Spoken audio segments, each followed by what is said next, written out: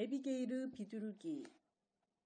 10년 만에 최악의 눈보라가 불어닥쳤다. 나는 거기 갇혀 꼼짝할 수도 없었다.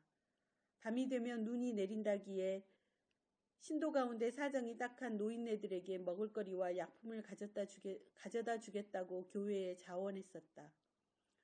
남편이 사업차 집을 비운 터라 어머니에게 전화했더니 3살 배기 딸아이 에비게일을 봐주기 위해 바로 우리 집으로 건너오셨다. 누구 다른 사람이 가면 안 되니? 어머니는 나한테 무슨 문제가 생기지 않을까 걱정하셨다. 기분이 영 꺼림칙하구나. 당장이라도 눈이 쏟아질 것 같은데.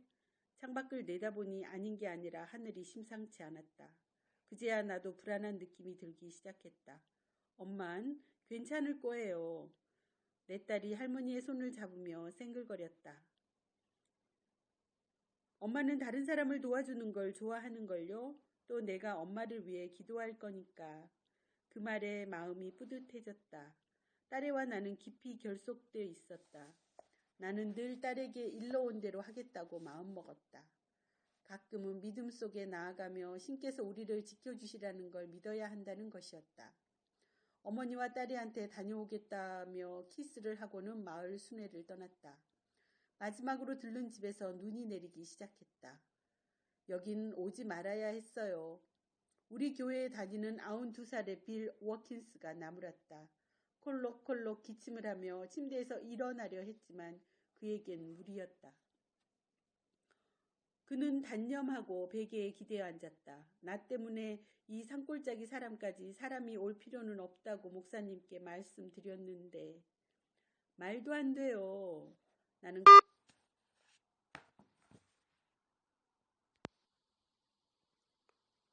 나는 간단한 음식을 침대 옆에 올려놓으며 웃었다. 겉으로는 무뚝뚝했지만 속은 사탕처럼 달콤한 분이었다. 매일 심장약을 먹어야 하는데 벌이도 마땅치 않고 보살펴줄 가족이 있는 것도 아니어서 다른 사람의 손길이 많이 필요했다. 그렇게 고집을 부려서 어떻게 됐는지 봐요. 그는 창밖에 눈으로 뒤덮인 길을 가리켰다. 그의 손이 내 손을 꼭 붙들었다. 그냥 여기 있어요, 캐런. 무슨 일이라도 생기면 어떡해요. 나는 그의 머리 위에 키스하며 위험을 무릅쓰기로 했다. 좀 있으면 더 안 좋아질 거야 라고 나는 생각했다. 전 괜찮을 거예요. 집을 나서기 전에 내 사랑스러운 딸아이가 했던 말을 떠올리며 그에게 말했다. 에비게일을 생각하니 더군다나 집으로 돌아가야 할 것 같았다. 나는 벌써 그 애를 그리워하고 있었다. 폴크스바겐에 올라타 천천히 가파른 언덕을 내려갔다. 오래전에 배웠던 눈길 운전법을 떠올리면서 내 소형차의 기어를 2단으로 유지했다. 바람이 점점 세차게 불면서 눈앞에 하얀 눈보라를 일으켰다. 눈을 가늘게 뜨고 앞머리를 보는 순간 숨이 멎는 듯했다. 전조등 불빛 속에 사슴 한 마리가 얼어붙은 듯 서 있었다. 소리를 지르며 급히 핸들을 꺾어 가까스로 사슴을 비켜갔다. 폴크스바겐은 제 방을 들이받고 길 옆으로 떨어져 골짜기 끝까지 미끄러졌다. 차가 구르다가 멈추었을 때 눈이 뜨였고 잠깐 의식을 잃었다는 걸 깨달았다. 밤이 내리면서 기상예보대로 엄청난 눈이 쏟아졌다. 나는 공포감에 휩싸인 채 차문을 열기 위해 안간힘을 썼지만 옆쪽에 쌓인 눈 때문에 꼼짝도 하지 않았다. 조수석으로 넘어가 보니 그쪽 문은 나무에 부딪혀 가로막혀 있었다. 시동을 걸어보았지만 말을 듣지 않았다. 차 유리를 내려 기어 나갈 수 있으리란 희망도 사라졌다. 난방도 안 되고 두꺼운 옷을 가져온 것도 아니어서 나는 뒷자리로 가서 몸을 웅크린 채 도움을 기다렸다. 차가운 공기가 나를 감쌌다. 나는 벌벌 떨면서 이런 상황에 대한 아무런 대비책도 없이 집을 나온 스스로를 질책했다. 손가락과 발가락은 이미 감각이 없었다. 영원히 지나간 듯했다. 바람과 눈이 차체에 부딪히는 소리를 들으며 나는 그때까지 마음 졸이고 있을 가족을 위해 기도했다. 집에 가면 에비게일은 나를 위해 그림을 그리고 있을 것이다.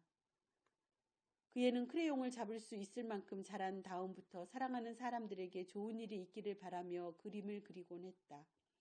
커져가는 두려움을 누그러뜨리기 위해 눈을 감은 채 기분 좋은 생각을 하려고 애썼다.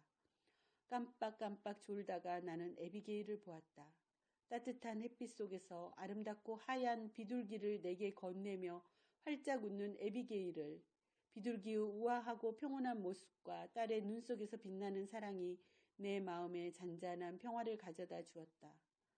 밤이 깊어갈수록 공기는 더 차가워졌고 나는 의식이 깜빡깜빡하는 동안에도 마음속에서 에비게일과 비둘기의 이미지를 놓치지 않았다. 그 둘은 그 밤 내내 나와 함께했다. 시간이 흐르고 첫 동이 틀 때 차창을 두드리는 소리가 들렸다. 응급 구조대를 보디 마음이 탁 풀리면서 들것에 실려 앰뷸런스로 옮겨지는 와중에도 얼어붙은 입술을 움직여 웃어 보이려고 애썼다.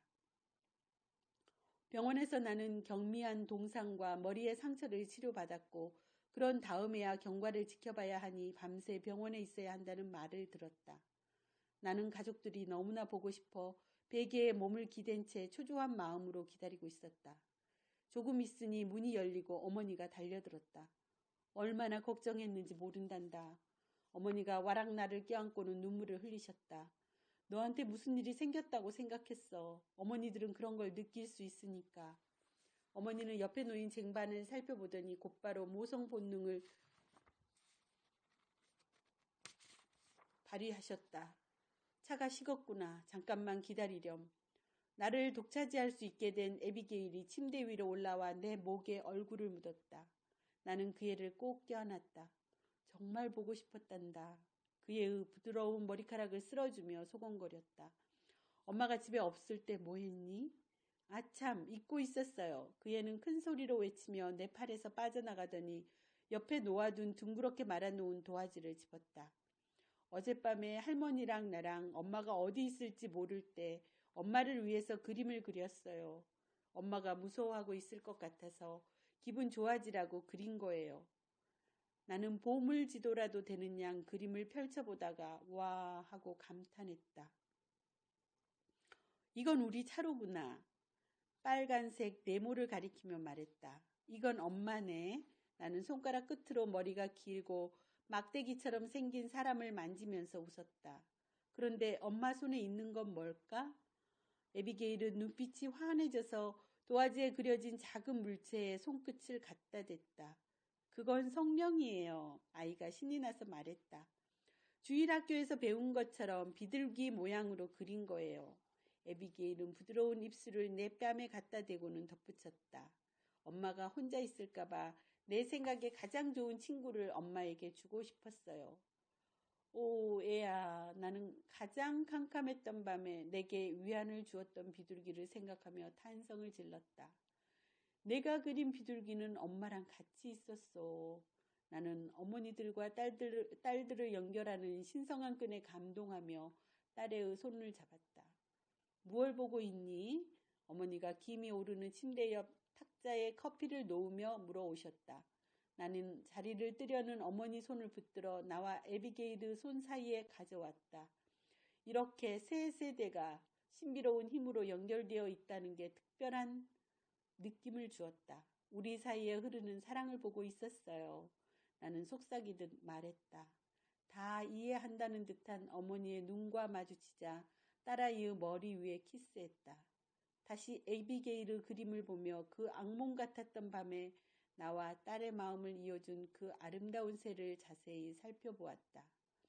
몇 년이 흐른 뒤 우리 모녀 사이에 있었던 특별한 일은 기적이라는 이름으로 불리게 됐다. 에비게일의 비둘기가 만든 기적이었다. 캐런 머조리스 게리스